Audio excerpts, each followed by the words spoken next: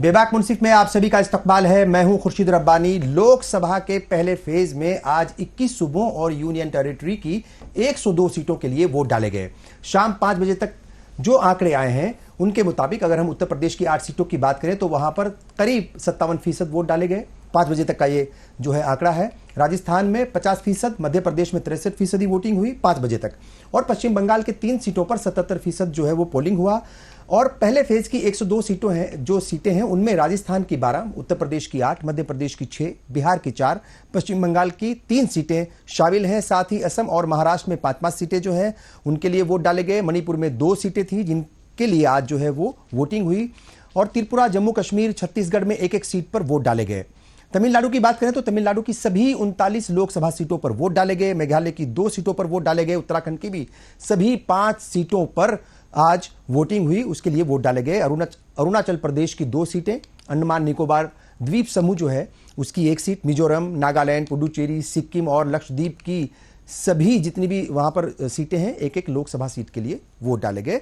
और जाहिर तौर पर सुबह से ही मतलब जो है वोट डालने का सिलसिला शुरू हो गया था। आज 21 सूबों की 102 सीटों के लिए पोलिंग होना था। मोटे तौर पर पूरे ही मुल्क में जहां जहां भी वोट डाले गए अमन और सुकून के साथ, एकदम पुरसुकून अंदाज में, माहौल में वोट डाले गए। 1-2 जगह जरूर जो है वो कुछ हिंसा हुई, मणिपुर में, आसाम में, आसाम नहीं माफ कीजिएगा, वेस्ट बंगाल में, और एक और सूबा है वहां पर। तो मतलब कुछ एक जगह ये छुटपुट घटना हुई है, अदरवाइज सब जगह। छत्तीसगढ़ का भी कहीं कुछ जिक्र आया कि वहां पर भी कुछ गड़बड़ी हुई है। ज्यादातर मौकों पर देखा जाए तो वो बहुत अमन के साथ वोट डाले गए। आपको बता दें कि लोकसभा की कुल 543 सीटों के लिए इंतखाबात हो रहे हैं, जिसके नतीजे आगामी 4 जून को आएंगे। और इसी मसले पर हम बात करेंगे कि क्या मुद्दे थे पहले फेज के, अभी तक के कौन कौन से मुद्दे हावी रहे, नंबर 1। दूसरी बात यह है कि ये जो बीजेपी नारा दे रही है अब की बार 400 बार, तीसरी बार मोदी सरकार, क्या पहला फेज उसमें अपना रोल अदा कर रहा है, और कर रहा है तो कितना, उस पर भी बात करेंगे। और कई सारे मुद्दे हैं। जो इंडिया ब्लॉक है और जो दूसरी पार्टियां हैं इंडिया ब्लॉक के साथ, उनका क्या कुछ कहना है, चूंकि उनके लीडर्स भी हमारे साथ जुड़ेंगे। और जो तीसरा एक तरीके से महाज तो नहीं बना, मगर एक ऐसा फ्रंट भी है जो अलग अलग पार्टियां हैं जो इकट्ठा नहीं हुई, अपने अपने लेवल पर लड़ रही हैं, उनका क्या कुछ रोल रहने वाला है इन इंतखाबात में, उस पर भी हम बात करेंगे। तो इस मसले पर बात करने के लिए कई खास मेहमान हमारे साथ जुड़ चुके हैं। कांग्रेस से हरिनाथ उपाध्याय जी हमारे साथ हैं, बीजेपी से खेमचंद शर्मा जी हमारे साथ हैं, समाजवादी पार्टी से मीसम जैदी हमारे साथ जुड़ चुके हैं, और जाने माने सहाफी वसीम अकरम त्यागी जी भी हमारे साथ जुड़ चुके हैं। मैं तमाम मेहमानों का स्वागत करता हूं, इस्तकबाल करता हूं। और पहला सवाल वसीम अकरम त्यागी जी, आप ही से क्या कहेंगे अभी तक की जो रिपोर्ट्स हैं और जिस तरीके से जो रुझान कह लीजिए या जो लोगों का फीडबैक है, डिटेल्स है, अलग अलग जगहों से बात हो रही है, ये जो वोट परसेंटेज है 5 बजे तक का, उसके ऊपर ओवरऑल क्या कुछ जो है आपका पहला रिएक्शन है? देखिए, पूरी तरह से जो चुनाव हुआ है, आज जिन सीटों पर मतदान हुआ है, वहां कहीं भी हिंदू मुस्लिम और सांप्रदायिकता का जो मुद्दा था वो कहीं भी नजर नहीं आया, कहीं पर भी चुनाव में नहीं दिखा जी। और जो चुनाव हुआ है वो स्थानीय मुद्दों पर हुआ। राष्ट्रीय कोई मुद्दा इस चुनाव में पहली बार हम देख रहे हैं। जैसे 2014 में गुजरात को एक रोल मॉडल राज्य बना करके लाया गया था, उसके बाद में 2019 में पुलवामा आ गया, और प्रधानमंत्री ने अपना पहला वोट युवाओं से मांगा था, फर्स्ट टाइम वोटर से, कि पहला वोट पुलवामा के शहीदों के नाम कर दीजिए। तो लेकिन वो राष्ट्रीय मुद्दा था। इस बार के जो मुद्दे हैं वो स्थानीय मुद्दे हैं। स्थानीय मुद्दों पर यह चुनाव लड़ा गया है। जो लोकल मुद्दे थे, अग्निवीर जैसी योजना थी, बेरोजगारी थी, उन पर यह चुनाव लड़ा गया है। एक इसके साथ साथ एक चीज और, भागीदारी की जो बात की जा रही थी, अलग अलग समाज के जो वर्ग हैं उनके द्वारा, उसमें भागीदारी का, पश्चिम यूपी की अगर हम बात करें तो जिस तरह से ठाकुर समाज यानी राजपूत समाज की जो नाराजगी थी, उसका कहीं ना कहीं खामियाजा बीजेपी को भुगतना पड़ सकता है। 4 जून को जो नतीजे आएंगे तो उसमें आप साफ देखेंगे कि जो राजपूत नाराजगी की जिस तरह की पंचायतें हो रही थी और बीजेपी के बहिष्कार की बातें की जा रही थी राजपूत समाज द्वारा, उसका खामियाजा बीजेपी हो सकता है 4 जून को भुगते, क्योंकि लगातार पंचायतें होती रही। बीजेपी भी कोशिश करी, बीजेपी ने भी राजनाथ सिंह को और योगी आदित्यनाथ को लगाया डैमेज कंट्रोल के लिए, लेकिन वो पंचायतें लगातार चलती रही। आज जाकर के संगीत सोम का बयान आया, वो भी उस वक्त में जब वो मतदान कर चुके थे, तब उन्होंने कहा हमारी कोई नाराजगी नहीं है राजपूत समाज की, और राजपूत समाज बीजेपी के साथ है, लेकिन तब तक बहुत देर हो चुकी थी। ये आपको दिखेगा 4 जून को आने वाले नतीजों में। ये मगर देर अगर यूपी के उसके हम देखें यूपी के हिसाब से तो अभी तो 8 सीटों पर सिर्फ हुए हैं। यूपी की जो टोटल लोकसभा सीटें सिर्फ 10% सीटों पर जो है वोट हुआ, तो उसको कैसे देर कहा जा सकता है? 400 पार का जो नारा दिया जा रहा है, उस नारे के लिए तो देर हो चुकी है। 400 पार जो बीजेपी कहती है कि 400 पार, तो 400 पार ऐसा संभव नहीं है कि कहीं आप 8 सीटों पर मतदान हो और वहां पर आप 2 सीटों पर सिमट कर रह जाए। तो ऐसे कहां 400 पार हो पाएगा।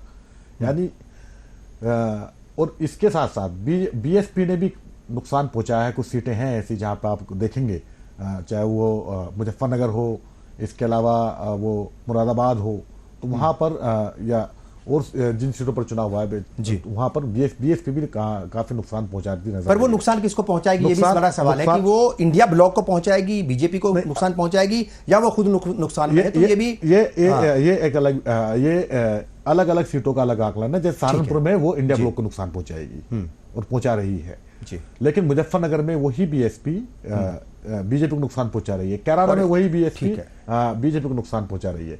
ये मतलब वो कहीं इंडिया ब्लॉक की मददगार साबित हो रही है इनडायरेक्ट वे में, और कहीं वो उसे नुकसान पहुंचा रही है। ठीक है, जाहिर तौर पर बहुत सारे इश्यूज हैं, बहुत सारी बातें हैं, मगर एक जो अभी आंकड़ा आ रहा है वो करीब ये है कि जो 102 सीटें हैं और तकरीबन ये वही 6 बजे तक का इसमें आंकड़ा आया है, 60% के करीब, यानी 60% से भी कम है। ये हो सकता है इसमें अभी कुछ तब्दीली आया, कुछ बदलाव आया है। 59.71% वोटिंग हुई है। अगर ये है वाकई इसमें बहुत ज्यादा बदलाव नहीं आया, तो ये अगर हम बात करें 2019 की तो 67 पॉइंट समथिंग था, मतलब उससे थोड़ा 67% से थोड़ा ज्यादा था, तो काफी कम होगा ये। मगर अभी शायद अभी और जो है वो चीजें आएंगी इसमें, मतलब कुछ बदलाव जरूर होगा, और उम्मीद करते हैं कि ये आंकड़ा 70 के करीब जरूर पहुंचेगा, क्योंकि अब पहले के मुकाबले जो वोटर्स हैं वो भी बेदार हुए हैं, जागरूक हुए हैं, और पॉलिटिकल पार्टियां भी अपने तौर पर मेहनत कर रही थी कि कैसे वो घरों से निकाले वोटर्स को और पोलिंग बूथ तक ले जाएं और वोट कराएं।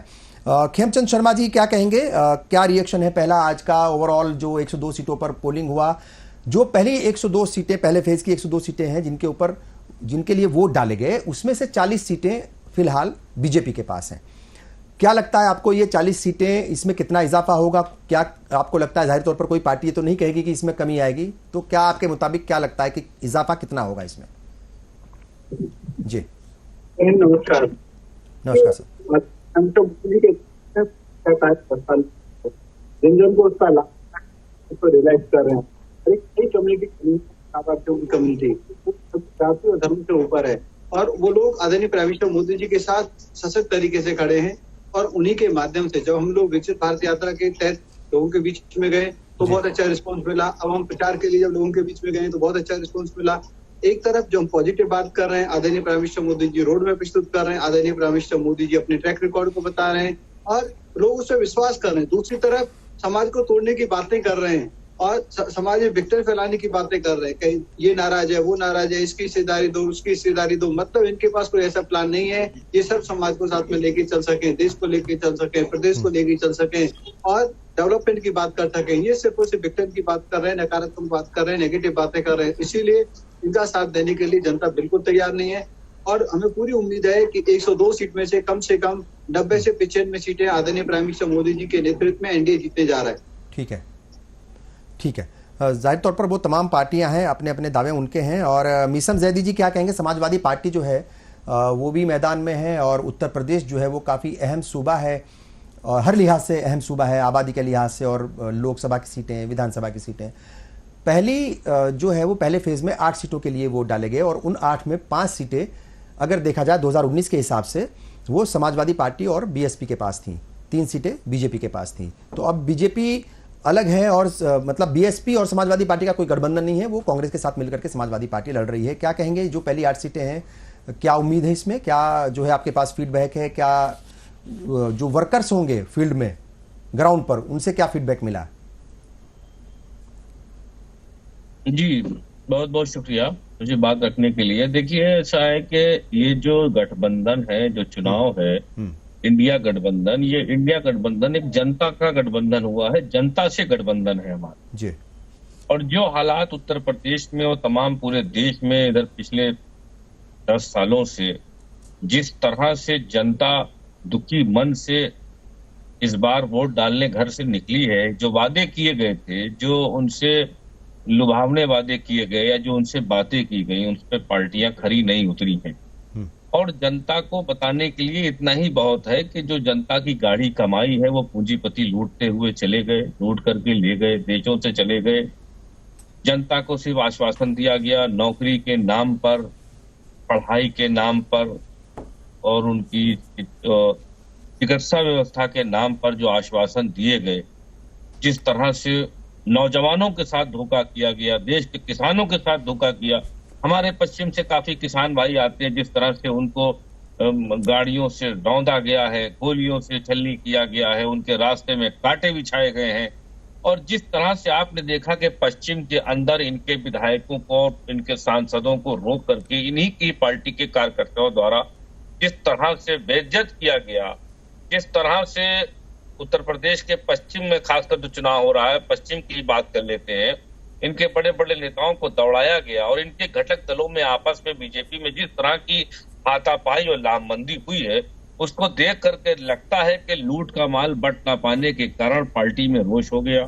और जिस तरह से पार्टी के नेताओं को बेइज्जत किया गया है, जिस तरह से जनता ने इनको नकारा है, की बार भारतीय जनता पार्टी के सांसद इतने साल आपने कार्य किया और कार्य करने के बाद भी आप उन क्षेत्रों में नहीं जा पा रहे हैं, जनता के बीचों में नहीं जा पा रहे हैं, उससे कहीं ना कहीं सरकार की नाकामी उजागर है। और रही बात ये जो एक संप्रदाय का कार्ड खेलने वाली बात थी, जो भारतीय जनता पार्टी हमेशा संप्रदायों को और जात पात और धर्म के नाम पर बांटने का कार्य कर रही थी, मुझे ये बड़ी खुशी है इस बार जनता उस लुभावने में वादे पे नहीं आई है और जनता उस तरह के, मुझे लग रहा है जो मैं आपके माध्यम से जो आपके टीवी चैनलों में दिखाया जा रहा है, तो इस बार जनता मुझे लगता है मेरिट पर चुनाव कर रही है और जनता ये समझ चुकी है कि देश के अंदर जात के नाम से पेट नहीं भरेगा, धर्म के नाम से पेट नहीं भरेगा। और ये बात सत्यता भी है, क्योंकि धर्म और जात से अगर पेट भरता होता तो भी देश के अंदर सब जगह पर सिर्फ जात और धर्म की बातें होती, पढ़ाई लिखाई की बातें नहीं होती।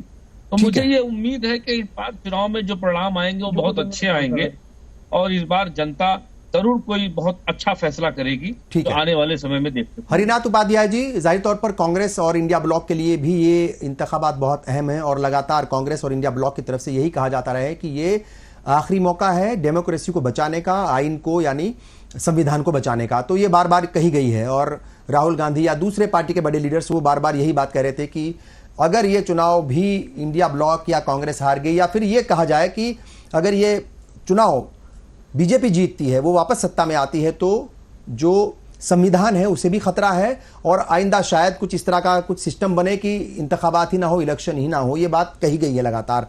पहला सवाल मेरा यही है कि जो पहला फेज है 102 सीटें, उसमें इंडिया ब्लॉक कहां खड़ी हुई नजर आ रही है? चूंकि 2019 की बात अगर हम करें तो वहां बीजेपी से आगे है। अभी 2024 में क्या आपके पास जो है वो लोगों से बात हुई होगी, फीडबैक आया होगा, अलग अलग सूबे में बात की होगी, तो फीडबैक क्या है आपके पास? 102 सीटों में कितनी सीटें जो हैं अभी इंडिया ब्लॉक की आपके पास आ रही हैं? धन्यवाद आपको। ऐसा है कि भाई साहब, इस बार 102 सीट में हमारी जो फीडबैक है हमारी पार्टी के लोगों द्वारा बातचीत में और आम जनता से, उसके आधार पर हम करीब 85 सीट का आंकड़ा कर रहे हैं। क्योंकि पिछली बार भी 50 सीट हमारी थी, लेकिन इस बार जैसे उत्तर प्रदेश में 8 सीट है, इसमें मैं कम से कम 6 सीट का आकलन हम लोग कर रहे हैं। और जिस तरह से जनता बढ़ चढ़कर हमारे जो पार्टी की न्याय पत्र की बातों पर विश्वास किया है और आदरणीय राहुल जी की जो जनता के प्रति सहभागिता रही है, चाहे भारत जोड़ो यात्रा हो, चाहे भारत जोड़ो न्याय यात्रा हो, इसके द्वारा उन्होंने फीडबैक लेकर न्याय पत्र बनाने का काम किया हमारे पार्टी के कुछ पदस्थ नेताओं ने। तो इन न्याय पत्र में जो 5 न्याय की बात कही गई, 25 गारंटियों की बात कही गई है, ये जनता को बहुत आकर्षित कर रही है। और आज देश में सामाजिक समानता बहुत जरूरी है। जहां आप जो संविधान की बात करते हैं, डेमोक्रेसी की खत्म होने की बात करते हैं, देखिए संवैधानिक संस्थाओं का जिस तरह से दुरुपयोग किया जाए, इसीलिए हम पार्टी और गठबंधन के लोग या आम जो बुद्धिजीवी लोग हैं, उनकी चिंता है कि अगर इस बार सत्ता में ये एनडीए गठबंधन के लोग आ गए, ऐसा उम्मीद नहीं है। इंडिया गठबंधन की सरकार बनेगी, पूरा विश्वास है। और आदरणीय राहुल गांधी जी का भी पूरा विश्वास है कि ये लोग 150 के ऊपर नहीं जाएंगे। चलिए ठीक है, बहुत बढ़िया। राहुल जी ने, ठीक है सर, ठीक है, thank you Harinath ji, thank you so much. हाँ, ये बताइए खेमचंद जी, देखिए अगर मैं आंकड़ों की बात करूं तो अभी जो 6 बजे तक के आंकड़े आए हैं, जैसे मैंने कहा था कि वो 59.71 के करीब जो है वो मतलब जो है आंकड़ा है कि भाई वो 59% के करीब या मतलब 60% से कम वोट पड़े हैं। अगर हम स्टेट वाइज बात करें तो सबसे ज़्यादा प्रॉब्लम, चूंकि बहुत सारे स्टेट ऐसे हैं जहां पर 70+ वोटिंग हुई है, मगर कुछ ऐसे सूबे हैं जिनकी वजह से ये पूरे का पूरा जो आंकड़ा है 21 राज्यों का 102 सीटों का वो खराब हो रहा है या वो कम हो रहा है। और उनमें बिहार जो है वो 4 सीटों पर इंतखाबात हुए, वहां 4 सीटों के लिए वोट डाले गए, 46% के करीब वहां पर सिर्फ वोट पड़े। इस तरह की रिपोर्ट्स भी आ रही हैं कि बिहार में जो बीजेपी का वोट है वो जेडीयू की तरफ कन्वर्ट नहीं हुआ या डाइवर्ट नहीं हुआ, और जो जेडीयू का वोट है वो बीजेपी की तरफ डाइवर्ट नहीं हुआ। वैसे ही पश्चिमी उत्तर प्रदेश से भी कुछ इस तरह की खबरें आ रही हैं कि जो आरएलडी का वोट है वो बीजेपी की तरफ नहीं गया या बीजेपी की तरफ डाइवर्ट नहीं हुआ। ऐसा अक्सर होता है कि भाई जो गठबंधन है वो हो जाते हैं, मगर वो जमीनी सतह पर गठबंधन नजर नहीं आता, कार्यकर्ताओं तक वो मैसेज नहीं पहुंचता या कार्यकर्ता उसको नहीं मानते गठबंधन को। कई बार बहुत सारे इश्यूज को लेकर के नाराजगी रहती है या मनमुटाव होता है या कुछ परसेप्शन होता है या कुछ और बातें होती हैं। क्या कहेंगे, क्या वाकई ऐसा है? उत्तर प्रदेश की बात करें, पश्चिमी उत्तर प्रदेश की और बिहार की, क्या जो गठबंधन है वो सिर्फ कागजों में है या दिखावे के लिए है, टीवी स्क्रीन पर है? नहीं, देखिए, जो मैं खुद पश्चिमी उत्तर प्रदेश से आता हूँ जी, और जमीन पे गठबंधन बहुत अच्छे तरीके से, प्रभावी तरीके से उतरा है और प्रभावी तरीके से हमारे कार्यकर्ताओं में सामंजस्य है और नेचुरल अलायंस है और सभी समाज ने मिलकर वोट किया है और आदरणीय प्राइम मिनिस्टर मोदी जी को मजबूत करने के लिए सभी ने मिलकर काम किया है। ये कह देना कि सिर्फ कागज पर, वो बिल्कुल गलत है। मथुरा से आता हूँ, मथुरा में हम और अजीत जी की पार्टी एक दूसरे के खिलाफ लड़ते रहे हैं और लेकिन इस बार हम साथ में हैं, तो वहाँ बड़े कोऑर्डिनेशन से काम चल रहा है। ऐसे ही वेस्ट यूपी की और जो सीट है वहां पे भी बड़े कोऑर्डिनेशन से काम चल रहा है। तो जहाँ पे वो लड़ रहे हैं वहां पे हमारे कार्यकर्ता काम कर रहे हैं, जहां हम लड़ रहे हैं उनके कार्यकर्ता काम कर रहे हैं। तो पूरा एनडीए मिलकर काम कर रहा है और क्योंकि एक ही लक्ष्य है, आदरणीय प्राइम मिनिस्टर मोदी जी को मजबूती के साथ वापस लाना है, 400 पार कराना है एनडीए को, और उसी लक्ष्य को प्राप्त करने के लिए सभी कार्यकर्ताओं ने बहुत अच्छा काम किया है। हाँ। और आप देखेंगे जब रिजल्ट्स आएंगे तो रिजल्ट्स बहुत अच्छे होंगे। हम तमिलनाडु में भी बहुत अच्छा परफॉर्म करने जा रहे हैं, जहाँ पर पहले जीते थे, जैसे उत्तराखंड है, उत्तर प्रदेश है, मध्य प्रदेश है, वहां तो हम अच्छा कर ही रहे हैं। लेकिन हम ऐसी स्टेट्स में भी जैसे नॉर्थ ईस्ट है प्लस उत्तराखंड का भी अगर मैं जिक्र करूं साहब, देखिए उत्तराखंड की 5 सीटों पर जो है आज वोट डाले गए और जो 6 बजे तक का आंकड़ा है वो तकरीबन 53.5% के करीब वोट डाले गए हैं। तो ये उत्साह की कमी क्यों दिख रही है? मतलब क्योंकि अगर वोट परसेंटेज कम हो तो उसके भी कई मायने होते हैं, कई उसके मतलब निकाले जाते हैं कि जो वोटर्स हैं वो घरों से क्यों नहीं निकले, और जो रूलिंग पार्टी है उसके लिए थोड़ा सा मुश्किल होता है अगर वोट परसेंटेज कम हो। मतलब तो इसको कैसे देख रहे हो? चूंकि उत्तराखंड की पांचों सीटें जो है वो बीजेपी के पास हैं, खोने के लिए कुछ भी, मतलब खोने के लिए बहुत कुछ है, कांग्रेस के पास खोने के लिए वहां कुछ नहीं है, मगर एक सीट भी जाएगी तो नुकसान होगा बीजेपी को। वोट परसेंटेज को देख करके क्या कुछ कहेंगे? उत्साह ये कम क्यों है? जो उत्साह है, जाहिर तौर पर उत्साह ज्यादा होता है तो वोट परसेंटेज भी ज्यादा होता है, ये क्यों कम हुआ? सीट एक भी नहीं जाने वाली, भारतीय जनता पार्टी की सीट बढ़ ही रही है। हाँ। रही बात गुस्सा की, तो उसको हम एनालाइज करेंगे, क्योंकि अक्सर ये देखा गया है कि जब विपक्ष बहुत कमजोर हो, कोई ऑप्शन ना हो, तो और सबको पता है कि आदरणीय प्राइम मिनिस्टर मोदी जी जीतने वाले हैं, तो कहीं ना कहीं मेरे को ऐसा लगता है कि जो विपक्ष की वोटें हैं या फिर हमारे जो एंटी वोट हो सकती थी, ऐसे लोगों ने वोट नहीं की, भारतीय जनता पार्टी की वोट पूरी हुई है, ऐसी हमें उम्मीद है। हम लोगों ने देखा है, लोग निकल के आए, आदरणीय प्राइम मिनिस्टर मोदी जी को पीएम बनाना चाहते हैं, लेकिन दूसरी तरफ अल्टरनेटिव नहीं है। तो एक जो उसका होता है कि भाई कंपटीशन होता है कि आप इतने लोग वोट कर रहे हैं तो हम भी जाके वोट करेंगे, क्योंकि हमें अपने कैंडिडेट को जिताना है। तो लोगों को पता है कि जितना भारतीय जनता पार्टी के कैंडिडेट को है, तो वो लोग बहुत ज्यादा संख्या में निकले नहीं, इसीलिए विपक्ष का और बुरा हाल होने की पूरी संभावना है। ठीक है, वसीम अकरम त्यागी जी, आप कैसे देखते हैं? चूंकि जो इंतखाबात होते हैं, इलेक्शन होते हैं, उसमें उत्साह बहुत काम करता है, और उत्साह में अगर कमी आ जाए तो फिर वो नुकसानदेह होती है किसी भी पार्टी के लिए, चाहे वो रूलिंग पार्टी हो या अपोजिशन पार्टी हो। मतलब उत्साह कौन से वर्कर्स में है, किस पार्टी के फॉलोवर्स में है, ये देखना बड़ा अहम होता है। आपको क्या लगता है, क्या कहेंगे? चूंकि जैसे बिहार की बात हमने की तो वोट परसेंटेज जो है वो दिखा रहा है, और उत्तराखंड की भी बात हमने की, और बहुत सारे ऐसे सूबे हैं जहां पर वोट परसेंटेज जो है वो 50 के आसपास है। तो ये कहीं ना कहीं एक मतलब पॉलिटिकल पार्टियों के लिए ये चिंता का विषय हो सकता है, आपको लगता है? चिंता का विषय तो है, उससे ज्यादा चिंता का विषय लोकतंत्र के लिए है। हाँ। कि लोगों का मतदान प्रक्रिया में हिस्सा ना लेना। हाँ। ये लोकतंत्र के लिए बहुत ज्यादा चिंता का विषय है। और जो बात आपने कही उत्तराखंड के लेकर के, उत्तराखंड में लंबे समय से बीजेपी है और बार बार पिछली 2 बार से वहां क्लीन स्वीप किया है बीजेपी ने। जी। पिछली बार 14 में वो 5 सीटें जीती, फिर उसके बाद में 19 में जीती, लेकिन अब वहां पर इतना कम मतदान होना ये वाकई चिंता का विषय है। हाँ। इसके साथ में और जबकि उत्तराखंड में यूसीसी लाया गया, मतलब लोकसभा इंतखाबात से पहले, तो जाहिर तौर पर वो तो इंतखाबात के जब रिजल्ट्स आ जाएंगे तभी पता चलेगा कि उसका क्या असर हुआ क्या नहीं, मगर वोट परसेंटेज बता रहा है कि कुछ गड़बड़ जरूर है। लेकिन इन चीजों का जिक्र नहीं है कहीं भी। मैं बार बार इस बात को कह रहा हूं कि इस बार जो चुनाव हो रहा है वो स्थानीय मुद्दों पर हो रहा है। यूसीसी चूंकि एक नेशनल इशू है, तो उसका कहीं जिक्र नहीं है कहीं भी जी। धारा 370 का जिक्र नहीं है कहीं भी। बीजेपी ने कहा भी, कोशिश भी करी, खुद प्रधानमंत्री ने कहा 370 सीटें बीजेपी की आएंगी, मकसद वही था वो दिखाना, लेकिन उसका जिक्र कहीं भी नहीं है। अब जैसे हमारे साथी बीजेपी वाले प्रवक्ता साहब बता रहे थे कि हमारा गठबंधन जो है वो नेचुरल गठबंधन नहीं है। ये आप कह रहे हैं, ये बात अलग है, लेकिन गठबंधन नेचुरल नहीं है। आप देखिए मुजफ्फरनगर में टूट है उसी वोट बैंक की, जो वोट बैंक जयंत चौधरी की पार्टी का है। मेरठ में आपस में झगड़ा हुआ है, बागपत में दोनों पार्टी कार्यकर्ताओं में खूब जूतन पैजर हुई है। यही कल की घटना मेरठ में हुई। तो गठबंधन नेचुरल नहीं है। कैराना के आपने वीडियो देखे होंगे, सोशल मीडिया पर काफी वायरल हुए, उसमें लोग कह रहे थे कि हमने जैन जी के साथ में मिलकर के हम लोग लाठी खा रहे थे, बीजेपी के लोगों की दुश्मनी ली, मुकदमे लगे, अचानक आपने गठबंधन कर लिया। तो नेचुरल गठबंधन नहीं बचा ये। इसके लिए किसी ने कहा भी था कि ये दलों का गठबंधन है, दिलों का नहीं है। वो कहीं ना कहीं नजर आ रहा है और ये चुनाव के नतीजे भी स्पष्ट कर देंगे। एक सीट इसमें ऐसी है जो आज मतदान हुआ है जिसमें रालोद लड़ रही है, वो है बिजनौर। वहां पर भी टूट हुई है, वहां पूरा वोट शिफ्ट नहीं हुआ, वहां वोट बसपा पे चला गया। उसी आरएलडी का कुछ जो पारंपरिक वोट है, जो माना जाता है जाट समुदाय का वोट, वो बीएसपी पे भी चला गया और आरएलडी पे भी चला गया।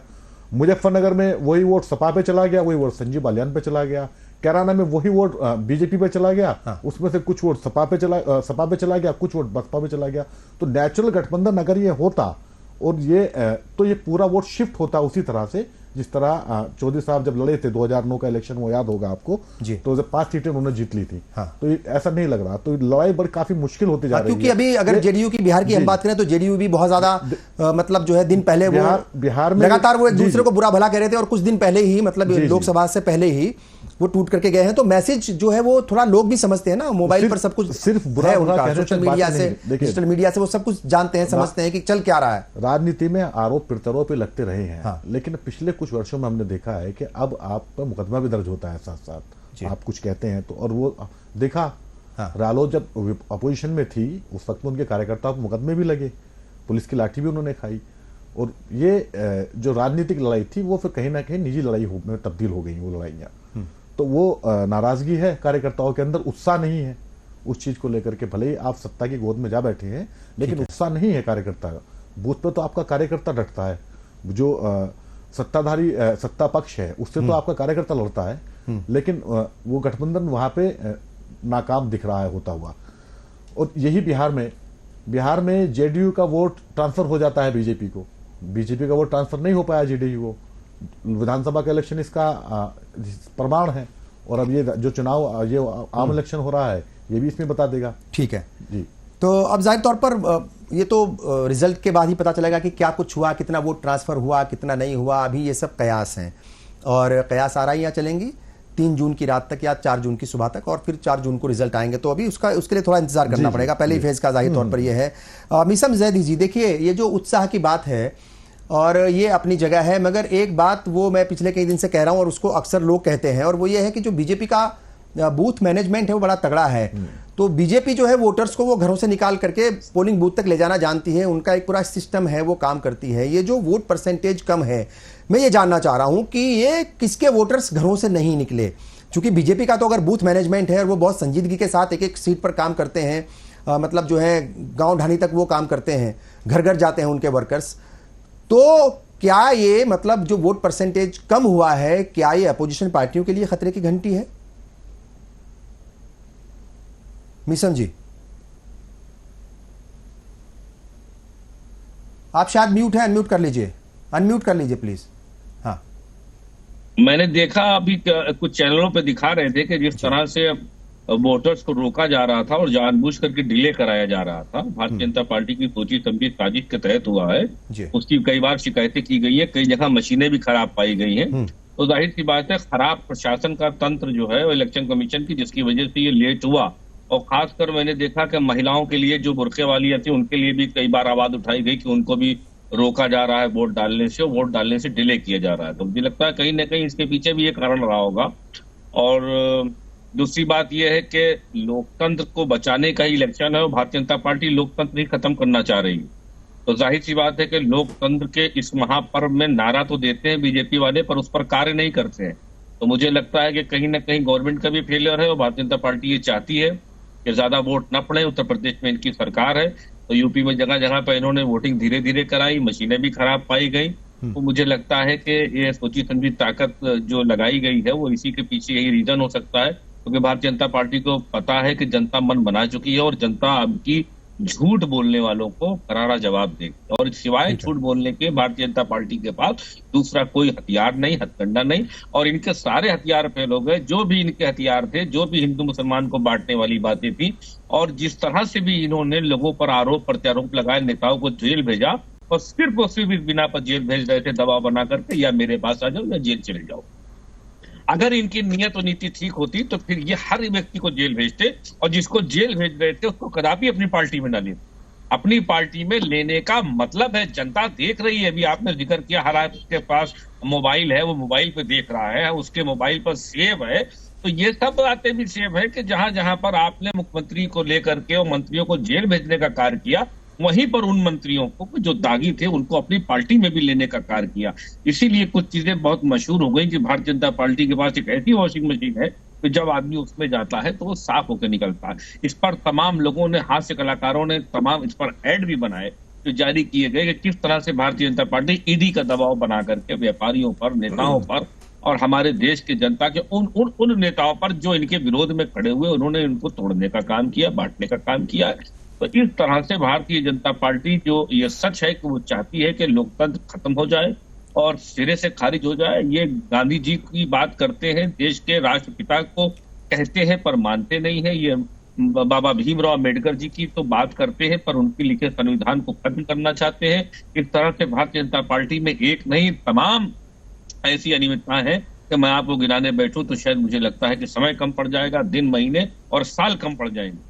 तो भारतीय जनता पार्टी का जो ये मकसद है, ये जनता समझ गई है। और लाख ये जोर लगा ले, जितना भी जोर लगा दें, ये वोट ना पड़ने दें, वोट डिले करा दें, परसेंटेज डिले करा दें, पर ये बात आप यकीन जानिए कि जो भी जनता घर से निकली है वो सोच समझ करके निकली है। और जो कि अभी आपने कहा कि इन्होंने तमाम घटक दलों से इन्होंने अलायंस तो कर लिया, मगर वो दिलों का अलायंस नहीं कर पाई। तो जाहिर सी बात है, किस तरह की भी मजबूरी हो जयंत जी की, वो चले गए। मुझे नहीं पता, बड़े नेता है, अगर वो जो लाठियां उनके कार्यकर्ताओं ने उन पर चलते हुए देखी है, और वो नहीं भूलेंगे। जो कार्यकर्ता लाठी खा गया है, जो किसान लाठी खा गया है, ठीक है, वो किसान कतई इनके साथ नहीं रहेगा, चाहे उसकी जान चली जाए। अच्छा खेमचंद जी, देखिए ये बार बार जो है इल्जाम लगता है और इसका मेरा ख्याल के कई बार सवाल इस पर हो चुके हैं, कई बार इस पर जवाब भी दिए जा चुके हैं, मगर मैं चाहूंगा आज फिर इस पर जवाब दे दिया जाए। ये बार बार बात होती है कि लोकतंत्र को खतरे में डालने की कोशिश होगी, तीसरी बार, या लोकतंत्र खतरे में है और संविधान खतरे में है, संविधान को बदलने की पूरी कोशिश हो रही है।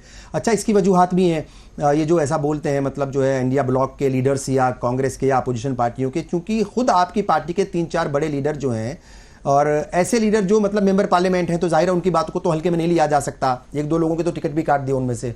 तो उन्होंने भी यही बात कही कि 400 सीटें जिताना बहुत ज़रूरी है, संविधान बदलने के लिए 400 सीटें कम से कम जितवाना ज़रूरी है। तो वो कई बार बातें कही गई हैं, तो शायद इसलिए ये इल्ज़ाम आपके ऊपर लगते हैं कि संविधान बदलने की कोशिश होगी थर्ड उसमें, मतलब टर्म में, अगर पीएम बने मोदी साहब तीसरी बार भी। तो क्या कहेंगे, क्या वाकई ही जो है संविधान में मतलब बदलाव, लोग जानना भी चाहते हैं कि भाई क्या बदलाव करोगे आप, क्या बनाना चाहते हो इस देश को? जी देखिए, भारतीय जनता पार्टी विकास करना चाहती है, भारतीय जनता पार्टी डेवलपमेंट करना चाहती है, एम्पावरमेंट करना चाहती है, समाज के हर तबके को आगे ले जाना चाहती है। और आदरणीय प्राइम मिनिस्टर मोदी ने वो करके दिखाया, और आदरणीय प्राइम मिनिस्टर मोदी ने क्लैरिफाई कर दिया है, हम संविधान बदलने के लिए नहीं, संविधान के माध्यम से देश को विकसित करने के लिए, देश को डेवलप करने के लिए, देश के लोगों को आगे ले जाने के लिए, उनका विकास करने के लिए, महिलाओं को एम्पावर करने के लिए, युवाओं को एम्पावर करने के लिए, किसानों को एम्पावर करने के लिए और गरीबों को एम्पावर करने के लिए हम काम करना चाहते हैं। और वो रोड मैप आदरणीय प्राइम मिनिस्टर मोदी जी ने प्रस्तुत किया है। आदरणीय प्राइम मिनिस्टर मोदी जी ने बताया है कि जिस तरीके से मैंने 1 करोड़ महिलाओं को लखपति दीदी बनाया, मैं 3 करोड़ और महिलाओं को लखपति दीदी बनाऊंगा। आदरणीय प्राइम मिनिस्टर मोदी जी ने क्लैरिफाई किया है कि आयुष्मान भारत के तहत जो हम लोगों ने 32 करोड़ कार्ड बनाए हैं और लगभग 7 करोड़ लोगों ने जिसका फायदा उठाया है, अब उसी कार्ड को हम बुजुर्गों को भी देंगे। बुजुर्ग चाहे किसी भी कैटेगरी से आते हैं, किसी भी आयु वर्ग से आते हैं, तो उनको भी 5 लाख रुपए तक की गारंटी मिलेगी। उस समय जब 70 साल की उम्र में अधिकतर जो हेल्थ की इंश्योरेंस कंपनियां हैं, उनका इंश्योरेंस नहीं करती है तो बहुत महंगा इंश्योरेंस करती है। तो ये एक बहुत बड़ी सपोर्ट है। आदरणीय प्राइम मिनिस्टर मोदी जी ने बताया है कि हम अपने युवाओं को इंटरप्रेन्योर बनाने के लिए जो अभी मुद्रा के अंतर्गत 10 लाख रुपए तक का बिना गारंटी के लोन दिलवाते हैं, उसकी सीमा बढ़ा के 20 लाख रुपए तक कर रहे हैं, ताकि वो अपने कामों को और आगे ले जा सकें और मजबूत कर सकें, अपने को भी काम दे सकें, 4 लोगों को और भी काम दे सकें। आदरणीय प्राइम मिनिस्टर मोदी जी ने टारगेट रखा है कि हम इंफ्रास्ट्रक्चर को युद्ध स्तर पे आगे बढ़ाएंगे। आदरणीय प्राइम मिनिस्टर मोदी जी ने टारगेट रखा है कि हम अपनी इंटरनल और एक्सटर्नल सिक्योरिटी को मजबूत करेंगे। आदरणीय प्राइम मिनिस्टर मोदी जी ने टारगेट रखा है कि हम सारे जितनी भी हमारी लोकल लैंग्वेज है, जितनी हमारी लोकल संस्कृति है, उसको प्रमोट करेंगे। और आदरणीय प्राइम मिनिस्टर मोदी जी ने टारगेट रखा है कि हर एक स्टेट को हैंड होल्डिंग की जाएगी, डेवलप किया जाएगा, किसी को भी छोड़ा नहीं जाएगा। तो समाज के हर एक वर्ग को, चाहे वो किसी भी जाति का है, किसी भी धर्म का है, सबका संवर्धन किया जाएगा, सबको एम्पावर किया जाएगा। ये आदरणीय प्राइम मिनिस्टर मोदी जी का रोड मैप है। तो हम नकारात्मक चीजों के लिए नहीं, सकारात्मक चीजों के लिए, सृजन करने के लिए, बनाने के लिए, काम करने के लिए हम अपनी बातों को रख रहे हैं। इसलिए लोग उसको हाथों हाथ ले रहे हैं। ये सृजन करने की बात नहीं कर रहे हैं, ये डिस्ट्रॉय करने की बातें कर रहे हैं, अफवाह फैलाने की बातें कर रहे हैं, डिवीजन करने की बातें कर रहे हैं। अच्छा, मुस्लिम तबका जो है उसकी एक शिकायत है साहब, बीजेपी से एक शिकायत है, वो शिकायत ये है कि वो सबका साथ सबका विकास 2014 से ये नारा दिया गया और कई बार इस पर काम भी देखा गया कि हाँ किया है, मगर अभी जो है पिछले तकरीबन हम बात करें अगर 2015 के 16 के आसपास से, मतलब खासतौर से 2017 में ये देखने को मिला था। 17 में सिर्फ यूपी में असेंबली इंतखाबात में एक टिकट दिया था, उसके बाद जो है कुछ ऐसा मतलब जो है वो बना दिया, कुछ अनरिटन रूल है या क्या है कि वो मुसलमानों को असेंबली में या फिर लोकसभा में टिकट ना के बराबर ही दिए जाते हैं। इस बार जो है वो तकरीबन 400 के करीब टिकट दिए जा चुके हैं, बांट दिए हैं, मगर सिर्फ एक आदमी को, एक कैंडिडेट को, मुस्लिम को मैदान में उतारा। तो सबका साथ सबका विकास की बात हो रही है, मगर हिस्सेदारी जो है वो सियासत में वो क्यों नहीं दी जाती? वो जानना चाहते हैं लोग कि मतलब भाई आप सियासत में तो हिस्सेदारी दो उनको। और ये खुद बीजेपी भी मानती है कि मुस्लिम भी वोट करते हैं, ऐसा तो है नहीं भाई, कुछ इश्यूज को लेकर के है अनबन, दूरियां हैं, मगर बहुत सारे इश्यूज पे वो आपके साथ है, फिर टिकट क्यों नहीं? जी खेमचंद जी, मैं क्वेश्चन आपका सुन नहीं पाया, वॉइस कम आ रहा है। हाँ, मैं ये कह रहा हूं सबका साथ सबका विकास की बात तो होती है, मगर जब टिकट देने की बात होती है मुसलमानों को, उनकी शिकायत यह है कि उन्हें टिकट नहीं दिया जाता। इस बार 2024 के लोकसभा चुनाव में सिर्फ एक उम्मीदवार है मुसलमान। नहीं, देखिए आदरणीय प्राइम मिनिस्टर मोदी जी ने पहले भी कहा है कि मैं धर्म के आधार पे या रिजर्वेशन के आधार पे इस तरीके से कि भाई नहीं इस क्षेत्र का व्यक्ति है, उस क्षेत्र का व्यक्ति है, इस आधार पे हम लोग टिकट देंगे, ऐसा नहीं होता। हम सबका विकास करेंगे, सबके लिए काम करेंगे, सबके साथ मिलकर काम करेंगे और सबको उचित समय पे उचित जगह पे सबको रिप्रेजेंटेशन दी जाएगी। तो हमारे यहाँ पे आप कहते हैं कि अब एक को दिया है, आने वाले समय में हमारे यहाँ विधानसभा चुनाव होंगे और लोगों को मौका देंगे, ऑर्गेनाइजेशन ने मौका देंगे, ऑर्गेनाइजेशन ने मौका दिया है। और गवर्नमेंट में बहुत सारी कॉन्स्टिट्यूशनल पोजीशन होती है जिसमें आदरणीय प्राइम मिनिस्टर मोदी जी ने मौका दिया हुआ है और देंगे, आगे भी देते रहेंगे। तो ये कहना कि भाई सिर्फ टिकट देके हम लोग मान सम्मान करते हैं, बिल्कुल गलत है। हम लोगों ने राज्यसभा में भी कई अपने माइनॉरिटी के भाई बहनों को, अपने कार्यकर्ताओं को एमपी बनाया, बनाते रहे, फिर बनाएंगे। तो आदरणीय प्राइम मिनिस्टर मोदी जी के पास देने के लिए बहुत कुछ है। ऐसा नहीं है कि एमपी की टिकट, क्योंकि जिताऊ हमें 400 पार करना है। आदरणीय प्राइम मिनिस्टर मोदी जी का लक्ष्य है कि 400 पार होगा तो देश तेजी से तरक्की करेगा, तेजी से हम निर्णय ले पाएंगे, हम मजबूती से निर्णय ले पाएंगे, अच्छे निर्णय ले पाएंगे। ठीक है त्यागी जी, वसीम अकरम त्यागी जी, क्या आपका इसमें जो है रिएक्शन है? क्या मतलब चूंकि खेमचंद जी कह रहे हैं कि भाई वो जिताऊ उम्मीदवार नहीं होते, 400 पार जो है वो हारने के लिए जो टिकट नहीं दिए जाते, तो मतलब ये अब बहरहाल वो जाहिर है पार्टी को बचाव तो करेंगे ही। बचाव खेमचंद जी बचाव कर रहे हैं। दरअसल अभी हमने पिछला जो चुनाव यहाँ पे निपटा है देश में, वो राजस्थान का है, विधानसभा चुनाव, विधानसभा का चुनाव। और उसमें यूनुस खान थे, 2 बार वो बीजेपी से जीते थे, बीजेपी के टिकट पे। इस बार उन्हें टिकट नहीं दिया तो इस बार वो निर्दलीय जीत गए। तो बताइए कौन वो पर्यवेक्षक थे जिन्होंने बीजेपी के आला कमान को सूचना दी जाकर के कि अगर इनका टिकट काट देंगे तो ये टिकट देंगे तो बीजेपी सीट को हार जाएगी। लेकिन वो तो निर्दलीय भी जीत गए। तो विनेबिलिटी तो है। अब उत्तर प्रदेश में जहां पर इतनी बड़ी तादाद में मुसलमानों की आबादी है, वहां पर आप एक टिकट भी नहीं दे रहे हैं, तो ये जो सबका साथ और सबका विकास का जो नारा है उस पर खुद अपने आप में एक सवाल निशान लगाता है।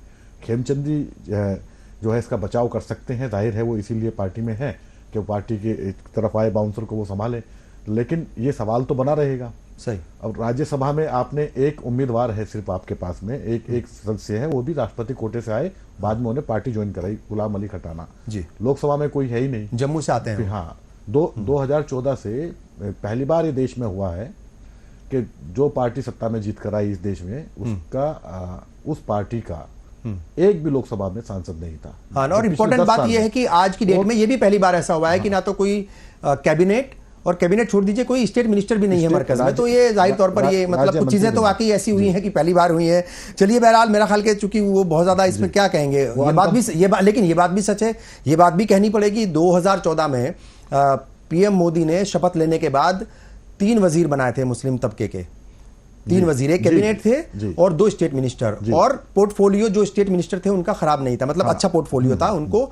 मतलब जो है पार्लियामेंट्री अफेयर्स मिनिस्ट्री भी दी गई थी एमओएस के तौर पर नकवी साहब को, और एमजे अकबर को एमईए का एमओएस बनाया गया था। तो ऐसा तो नहीं है कि नहीं, मौका तो दिया था उन्होंने भी, मगर शायद जो है कम्युनिटी की तरफ से भी ये रही होगी, भाई आपको वो मौका दे रहे हैं तो गिव एंड टेक होता है ना, ये तो पूरे का पूरा सिस्टम गिव एंड टेक पे चलता है। आप वोट दोगे नहीं, टिकट आपको चाहिए, मिनिस्टर आपको चाहिए और वोट देना नहीं है, तो फिर ये कैसे चलेगा। देखिए ईमानदारी से भी बात कुछ रखनी चाहिए।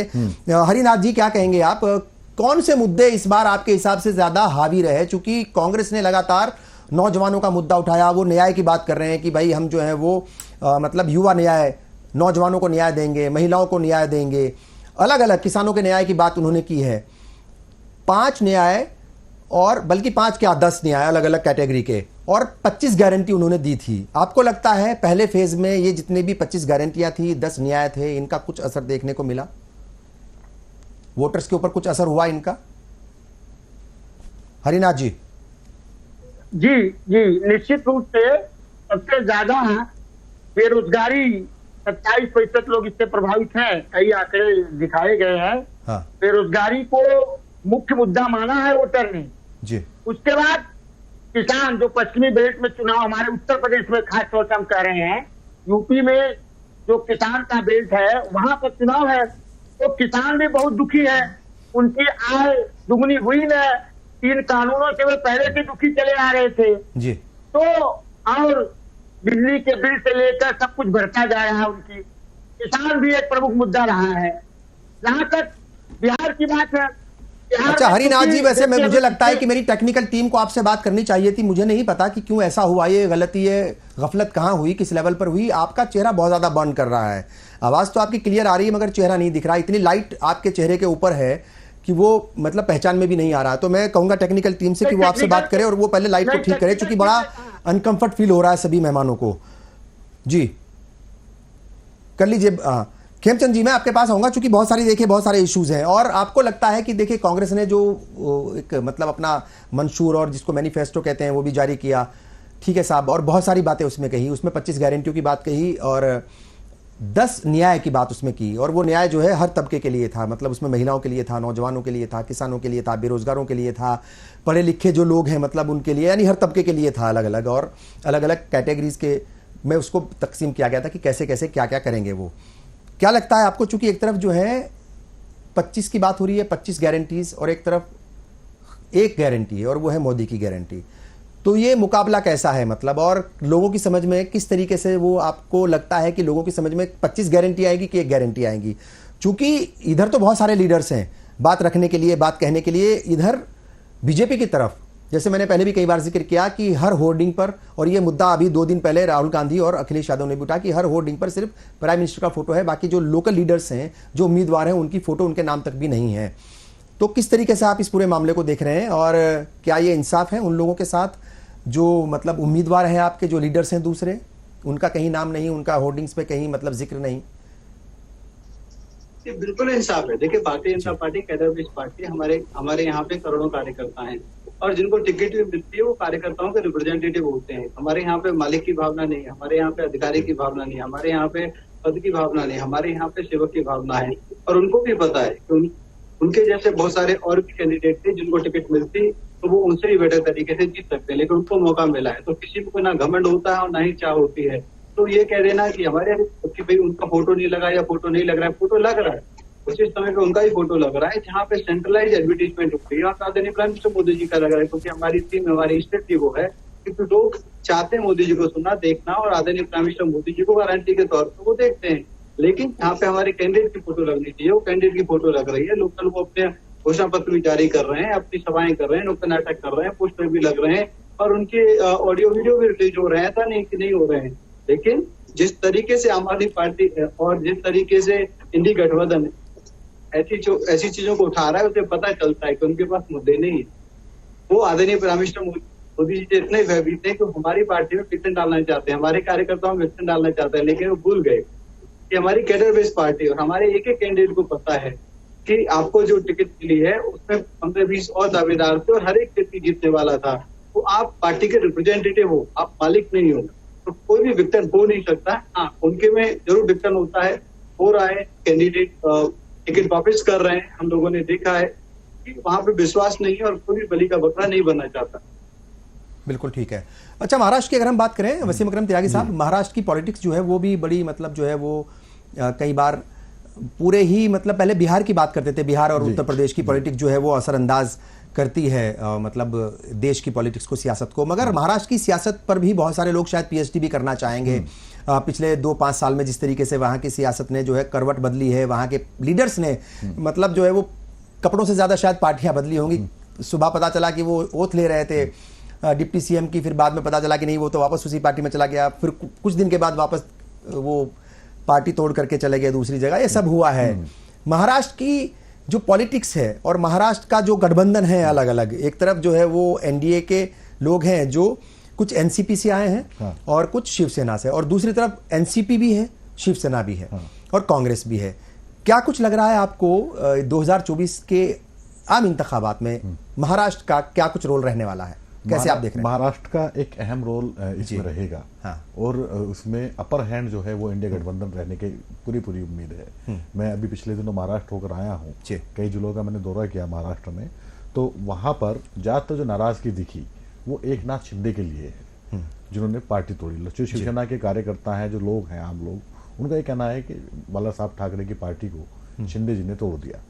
तो वहीं उधर दूसरी तरफ एनसीपी भी टूटी है जी, उधर कांग्रेस के भी जो मुख्यमंत्री रह चुके लोग हैं वो भी बीजेपी में गए हैं। तो ये एक पूरी नाराजगी है लोगों के अंदर। साथ साथ इसके साथ जो किसानों के मुद्दे हैं वो तो हैं ही, लेकिन ये एक नाराजगी, मराठा आरक्षण भी चला था पहले कुछ दिन पहले, आरक्षण का भी इशू है, कई सारे इश्यूज हैं जी। आरक्षण का इशूज है, सूखे का इशूज है, विदर्भ में आत्महत्या जो किसान करते हैं उसका इशूज है, प्याज का दाम का रेट ना मिलने का इशू है।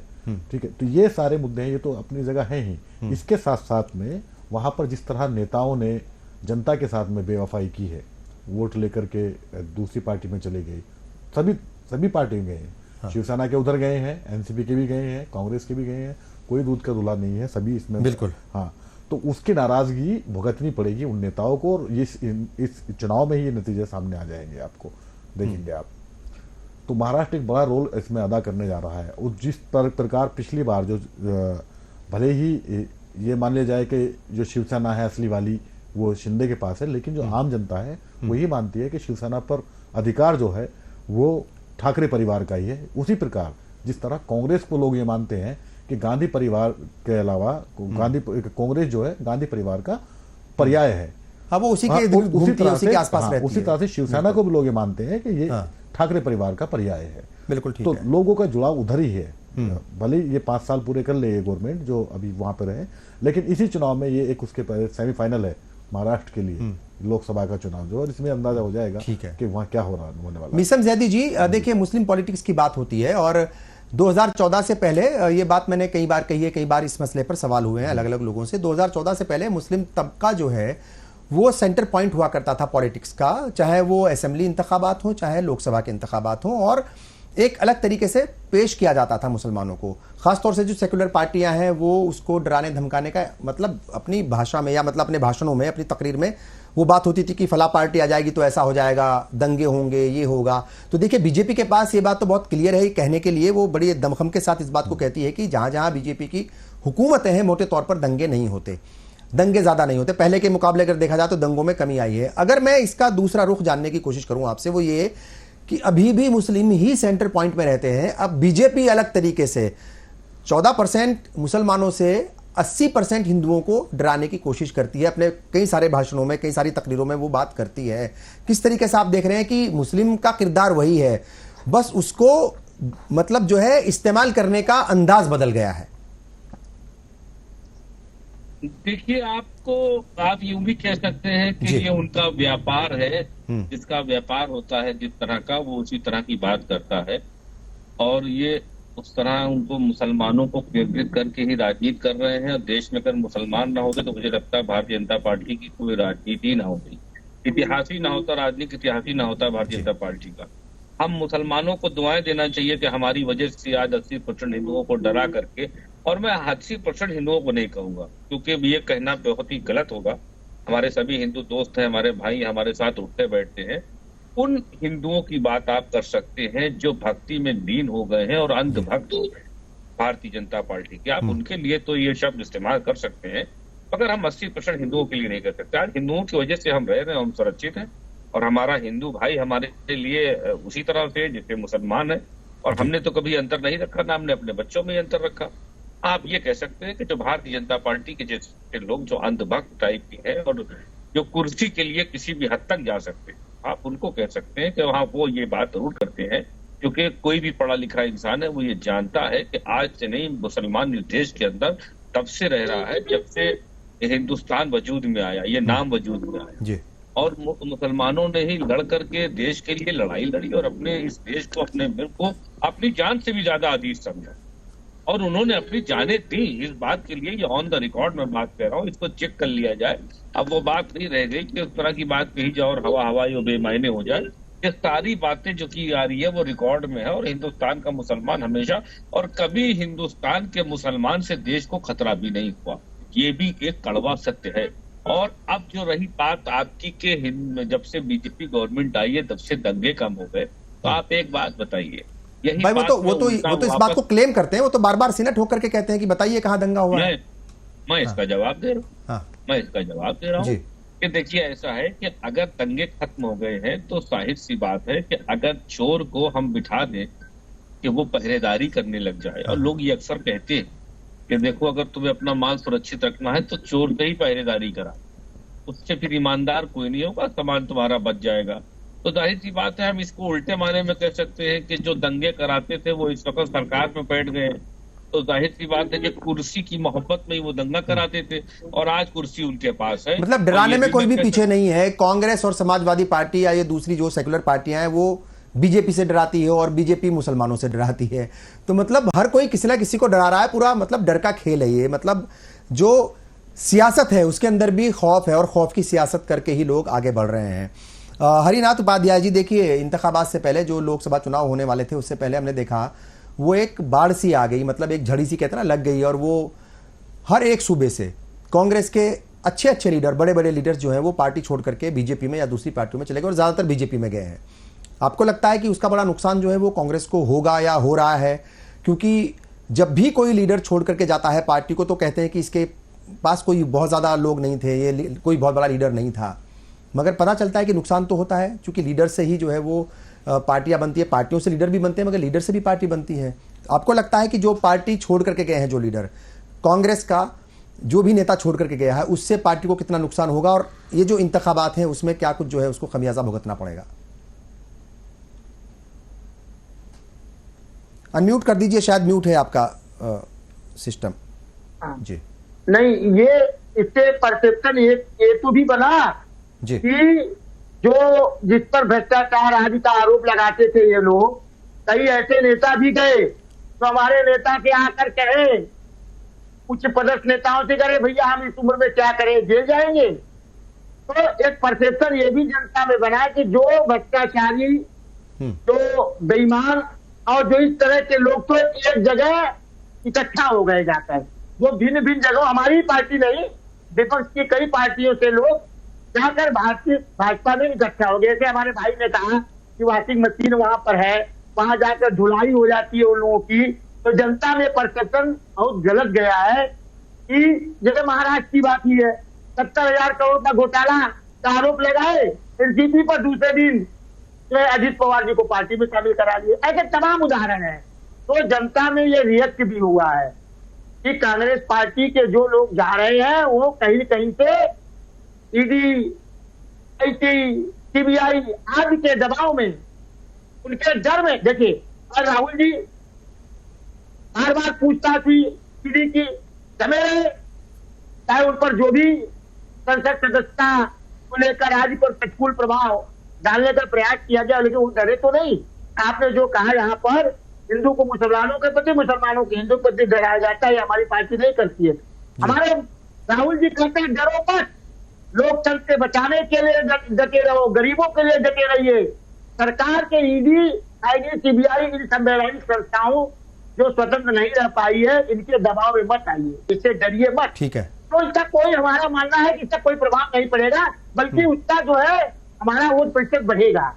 और ये मजबूत हुआ कि कांग्रेस पार्टी से जितने लोग थे किसी न किसी वजह से लाभ लेते रहे, अब सत्ता से थोड़ा दूर पार्टी हो गई, तो वो चले गए, या किसी के दबाव में चलाए गए, या अपने को बचने के लिए चले गए। तो जनता में ये भी मैसेज गया है। वसीम अकरम, ठीक है, थैंक यू सो मच। ठीक है हरिनाथ जी। वसीम अकरम त्यागी जी, आखिरी सवाल ये है आपसे कि मुस्लिम पॉलिटिक्स को लेकर के बात होती है, वो ठीक है, डराने धमकाने की बात अलग है, मतलब डरने डराने की, और पॉलिटिक्स जो है वो खाली ऐसा नहीं है कि मुसलमानों के नाम पर ही डराया जाता है, दूसरी तंजीमों के या दूसरे लोगों के नाम पर भी कई बार डराया जाता है। अलग अलग हमने देखा है, मतलब अगर पश्चिमी उत्तर प्रदेश की बात करें या किसी दूसरे इलाके की कहीं की भी बात कर ले, तो मतलब बिरादरियों के नाम पर भी डराया जाता है कि उस बिरादरी का जीत गया तो ऐसा हो जाएगा, और उस बिरादरी का जीत गया तो ये है, ये सच्चाई है, इसको एक्सेप्ट करना चाहिए। मैं मुस्लिम पॉलिटिक्स की बात कर रहा हूँ।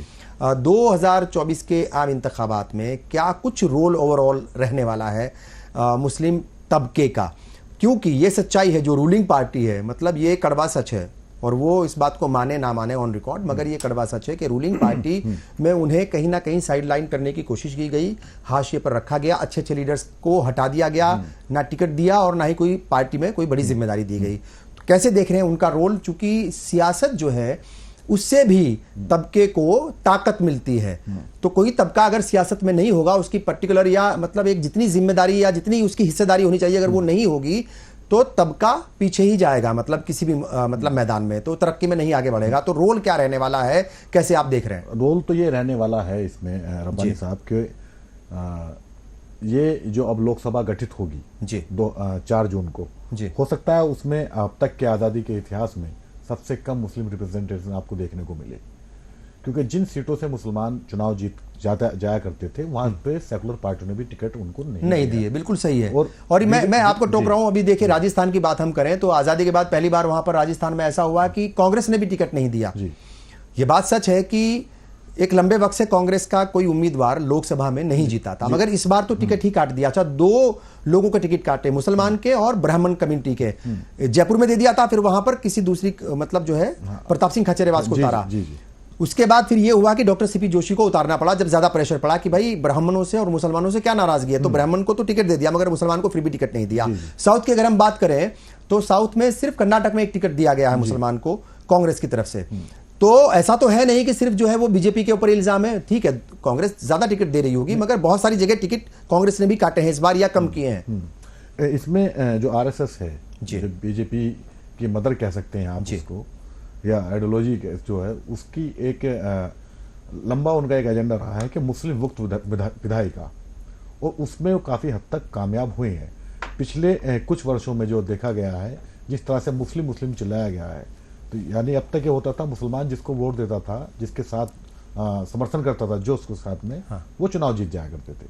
लेकिन अब उल्टा हो गया, अब जो है अभी लगता है सेकुलर पार्टियों को अगर हमने इनको साथ ले लिया या हमने टिकट दे दिया तो हम जो है वोट, ये विनिबिलिटी इनके पास में नहीं है, सिर्फ इनमें मुसलमानों के वोट में रह पाएगा इनके पास में, बाकी वोट ट्रांसफर। और ये भी एक देखा गया है त्यागी जी की जो मतलब पॉलिटिकल पार्टियां सो कॉल्ड सेकुलर या सेकुलर जो भी हैं, वो खुद को सेकुलर पार्टियां कहती हैं या होंगी भी, किस पर सवाल उठाने का मतलब जो है वो सवाल भी ज्यादा नहीं होना चाहिए। तो वो हमने देखा है कि वो अपने नुमाइंदे टेलीविजन पर बिठाने से, मतलब तर्जुमान बनाने से और बिठाने से भी उन्होंने परहेज किया पिछले कुछ दिनों में। तो मतलब कहीं ना कहीं हाँ जी, जी, जी। ये खौफ देखा गया, बड़ी जिम्मेदारियां देना या फिर टेलीविजन पर स्क्रीन पर बिठाना या स्टेज पर मतलब कोई बड़ी रैली हो रही है उसमें उस चेहरे को या उस बड़े लीडर को सामने लाना, उससे भी परहेज करने की कोशिश की गई। तो मुझे लगता है कि ये कहीं ना कहीं वो परहेज लगातार जारी है। आप देखिए अभी तक जारी है वो। आप कांग्रेस के प्रवक्ताओं के नाम लिस्ट अगर आप निकालेंगे जी। उसमें टीवी पर बैठने वाले जो प्रवक्ता हैं या जो प्रेस कॉन्फ्रेंस करते हैं अकबर रोड पर बैठकर, उनके आप देखिए उनमें से कितने लोग मुसलमान हैं। बिल्कुल ठीक है। तो यहाँ जो ये बदलाव 2014 के बाद एक बड़ा बदलाव 2014 के बाद ही आया है। 2014 के बाद, उससे पहले आपको मीम अफजल दिख जाया करते थे, बाकी और लोग दिख जाया करते थे। समाजवादी पार्टी में एक लंबी कतार थी लगी हुई, और बसपा तो चूंकि पैनल में किसी में हिस्सा लेती नहीं है कभी, तो उससे तो शिकायत नहीं है। लेकिन कांग्रेस और समाजवादी पार्टी इन दो में काफी संख्या में मुसलमान दिखते थे, लेकिन वहां पर अब है नहीं। वहां पर जो है अब वो तादाद बहुत कम हो गई। वो भी शायद कहीं ना कहीं वो भी अब हिसाब किताब लगाने लग गए कि अगर ये बैठेंगे इसका मतलब मैसेज क्या जाएगा। ये भी एक डर की पॉलिटिक्स है। जिस तरह बीजेपी डर दिखाती है मुसलमानों का और सेकुलर पार्टी डर दिखाते हैं बीजेपी का, और ये सेकुलर पार्टियों का जो डर है, ये डर है बीजेपी का। ये बीजेपी का डर है जो इन्हें लगता है सेकुलर पार्टियों को कि ये अगर हमने साथ लेते हैं माइनॉरिटी खासतौर से मुसलमानों को दिखाते हैं, शो ऑफ करते हैं, तो उससे कहीं ना पर ये भी सच्चाई है कि इस मामले में बीजेपी के कई सारे ऐसे तर्जुमान हैं, नेशनल मतलब जो है राष्ट्रीय प्रवक्ता है ना, कौमी तर्जुमान ऐसे हैं जो मुस्लिम समाज से आते हैं और वो हर रोज टीवी चैनल्स पर बैठते हैं। तो बीजेपी कम से कम इस मामले में बहुत ज्यादा वो डर में नहीं है या खौफ में नहीं है। बीजेपी दिखाने की कोशिश कर रही है कि देखो हम मुसलमानों के साथ हैं। ये सेकुलर पार्टियां दिखाने की कोशिश करेंगे देखो हम सबके साथ हैं, मुसलमान तो सिर्फ मुसलमान नहीं, अब हमारा चेहरा नहीं है या मुसलमान जो है फिर हमारा फेस नहीं है। चलिए बहरहाल ये बदलाव आया है 2014 के बाद में। ठीक है। Thank you so much. तमाम मेहमानों का मैं शुक्रिया अदा करूंगा। हरिनाथ जी का, खेमचंद शर्मा जी चले गए पहले ही, मीसम जैदी जी, वसीम अकरम त्यागी जी, तमाम मेहमानों का मैं शुक्रिया अदा करूंगा। जाहिर तौर पर पहले फेज की वोटिंग हो चुकी है। जो आंकड़े आए हैं वो थोड़ा सा परेशान करने वाले हैं। 60% के आसपास जो है वो आंकड़े आए हैं अभी तक। उम्मीद करते हैं कि शायद देर रात तक और क्लियरिटी आ जाए कि कितना है। तो उम्मीद करते हैं कि ये बढ़े, चूंकि अभी 6 फेज की वोटिंग होना बाकी है। तो यही उम्मीद होनी चाहिए और यही अपील हम करेंगे तमाम वोटर्स से कि जब जिसकी बारी आए वो ज़रूर घरों से निकले और वोट ज़रूर डालें, क्योंकि ये आपकी जिम्मेदारी भी है, आपकी ड्यूटी भी है। आपने प्रोग्राम देखा, बहुत बहुत शुक्रिया। कल फिर हाजिर होंगे एक नए मुद्दे के साथ, कुछ नए मेहमानों के साथ। तब तक के लिए मुझे और पूरी टीम को दीजिए इजाज़त। आदाब।